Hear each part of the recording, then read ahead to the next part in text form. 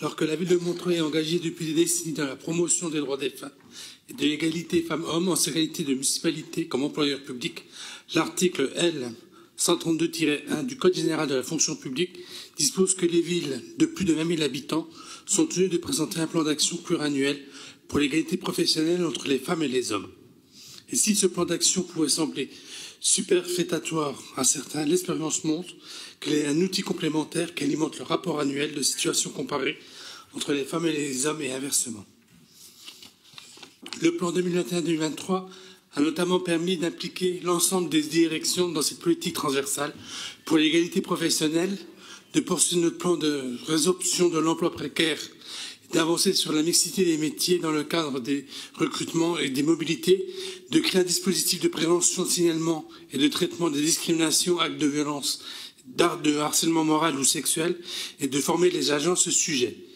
Il me revient donc l'honneur de présenter aujourd'hui ce second plan d'action pour la période 2024-2026 et je souhaite remercier toutes celles et tous ceux qui ont participé à l'élaboration de ce document. Ce plan comprend donc des actions visant à garantir l'égalité de traitement dans plusieurs processus RH et impose notamment 4 sujets de fond.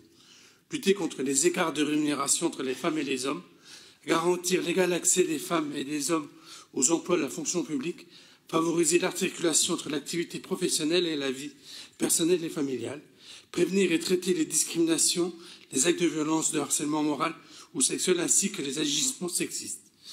Nous retrouvons ces 4 axes structurants pour le déploiement des actions de ce plan auquel nous allons ajouter 2 autres axes.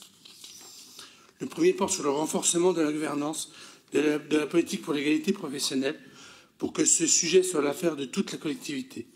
Ce plan d'action relevant de la compétence de la collectivité en sa qualité d'employeur et étant destination des agentes et des agents. Nous avons souhaité confier le pilotage de ce plan à la mission Relations sociales, ce qui permettra de coordonner tous les services, la direction générale et d'associer pleinement les organisations syndicales à la gouvernance. Enfin, le dernier axe de travail vise à améliorer la prévention de l'usure professionnelle en tenant compte du genre. Les filières administratives et médico-sociales, plus fortement féminisées que les filières techniques, souffrent d'un déficit de culture de la prévention des risques professionnels.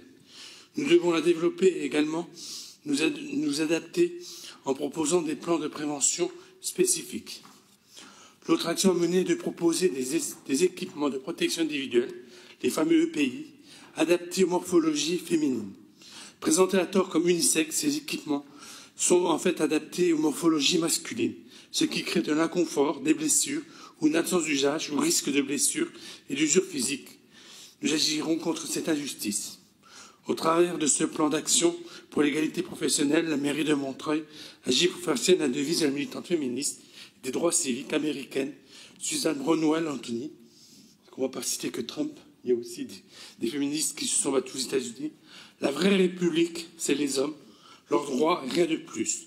Les femmes, leurs droits et rien de moins. Je mets aux voix le plan d'action 24-26 pour l'égalité professionnelle. Qui est contre? Qui s'abstient? Proposition adoptée. Je vous remercie. Je passe la parole à Mireille Alphonse pour la stratégie alimentaire de territoire.